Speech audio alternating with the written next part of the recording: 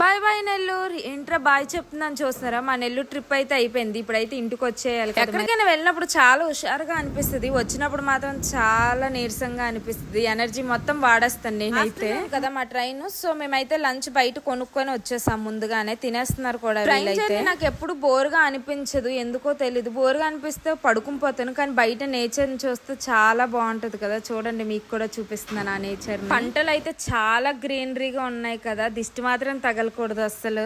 ఈలోపే మేము గోదావరికి అయితే రీచ్ అయిపోయాం. మేమైతే కాయిన్స్ పట్టుకొని కూర్చున్నాం అనమాట గోదావరిలో వేయడానికి. కొన్ని విషయాలు నిజమో అబద్ధమో అన్న దానికన్నా నమ్మితే అది జరుగుతుంది అన్న ఒక నమ్మకం అయితే నాకు ఉంది. అది నేనైతే విష్ కోరుకొని గోదావరిలో అయితే వేసేసాను. గోదావరిలో పడవ ప్రయాణం అంటే ఆ ఫీలే వేరబ్బా. నేను ఎప్పుడైతే ఎక్స్పీరియన్స్ చేయలేదు, కానీ మా ఫ్రెండ్స్ అందరి దగ్గర విన్నాను. ఒకసారైనా ఎక్స్పీరియన్స్ చెయ్యాలని ఉంది నాకైతే. గోదావరి గట్టు మీద రామచిలకావే అంటూనే గోదావరి గట్టు అయితే మొత్తానికి మేమైతే రీచ్ అయిపోయాం